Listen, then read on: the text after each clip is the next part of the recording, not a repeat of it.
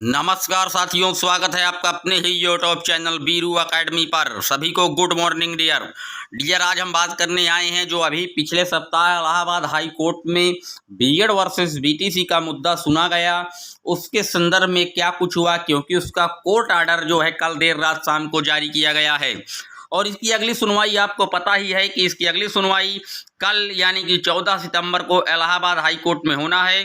और जो इसका मेन मुद्दा है वो बीएड अभ्यर्थियों की तरफ से है और बीएड अभ्यर्थी यही चाहते हैं कि जो उनके टीईटी प्रमाण पत्र पर, प्राथमिक लेवल के टीईटी प्रमाण पत्र पर पूरी तरीके से रोक लगा रखी है इलाहाबाद हाई कोर्ट, उसमें स्टे करे, राहत दे, ताकि जो बीएड के प्रमाण पत्रों का कार्यक्रम है वो छापना शुरू कर दिया जाए।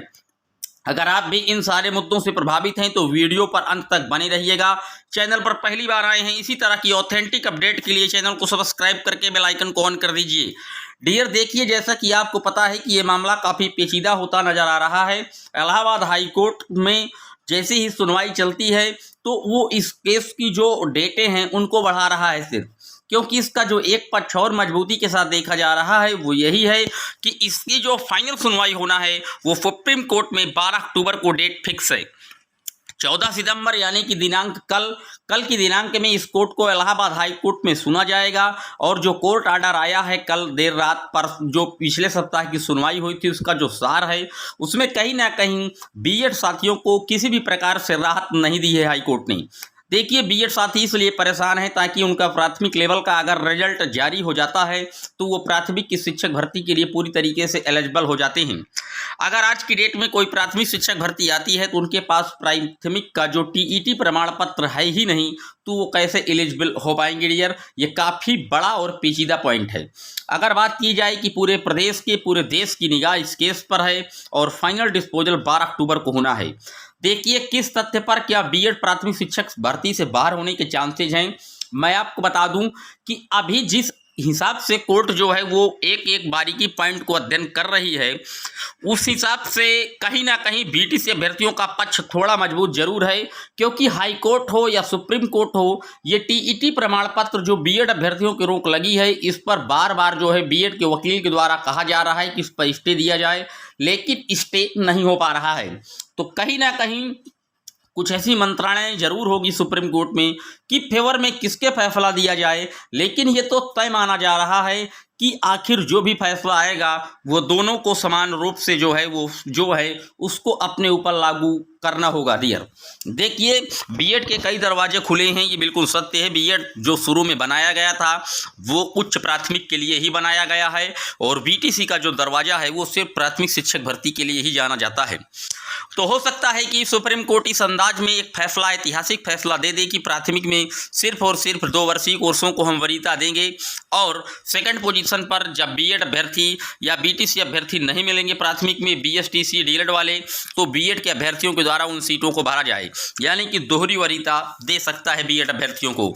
लेकिन पूरी तरीके से किसी एक के पाले में गेंद फेंकना शायद मेरी नज़र में सुप्रीम कोर्ट ऐसा नहीं करेगा और प्राथमिक लेवल की शिक्षक भर्ती में वो पहली वरीयता बीएसटीसी को दे सकता है और सेकंड चांसेस में वो बीएड अभ्यर्थियों को मौका देगा, क्योंकि बीएड जो है टीजीटी, पीजीटी, एलटी ग्रेड इत्यादि भर्तियों में आवेदन के लिए पात्र होते हैं और बीटीसी वाले सिर्फ और सिर्फ प्राथमिक के लिए पात्र होते हैं।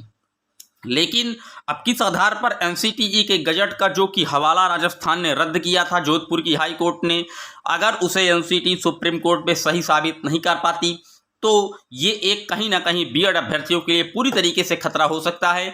लेकिन अगर उसे सही तरीके से वो सक्षम कर पाती है समझाने में सुप्रीम कोर्ट को, तो हो सकता है कि सेकंड वरीयता बीएड अभ्यर्थियों के साथ मिले।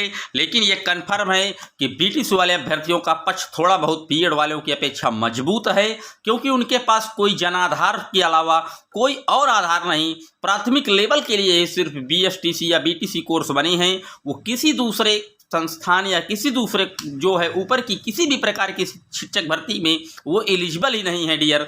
तो जब एलिजिबल ही नहीं है, जो कोर्स सिर्फ और सिर्फ एक ही उद्देश्य के लिए बना हो, उसको आप कैसे बाहर कर सकते हैं डियर, ये एक बहुत बड़ा सवाल है।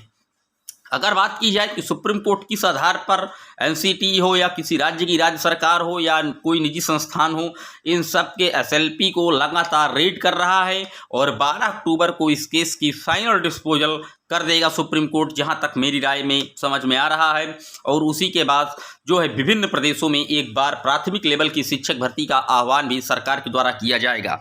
तो आप इन सब मुद्दों को किस प्रकार से हैंडल करते हैं, आपकी क्या राय है इन टॉपिकों पर, जरा कमेंट बॉक्स में छापिए। लेकिन जो इलाहाबाद हाई कोर्ट का ऑर्डर आया है उसमें साफ साफ मेंशन है कि बीएड अभ्यर्थियों को किसी भी प्रकार से कोई राहत नहीं दी गई है और टीटी प्रमाण पत्र पर पूरी तरीके से रोक लगा रखी है। और इलाहाबाद हाई कोर्ट में कल दिनांक 14 सितंबर को इस केस को पुनः सुना जाएगा। लेकिन उम्मीदें यही है कि इसकी डेट जो है इस बार जो लगेगी वो 12 अक्टूबर के बाद की डेट लगाएगा, क्योंकि जब फाइनल जो है वो डेट सुप्रीम कोर्ट में मामला चल रहा है तो हाई कोर्ट इसमें कतई हस्तक्षेप नहीं करेगा। आज का अपडेट वीडियो था, कैसा लगा कमेंट बॉक्स में जरूर बताइएगा। आपकी क्या राय है इस मुद्दे पर उसे भी छाप दीजिएगा। चैनल पर पहली बार आए हैं इसी तरह की बेहतरीन और ऑथेंटिक अपडेट के लिए चैनल को सब्सक्राइब करके बेल आइकन प्रेस कर दीजिए। Thank you.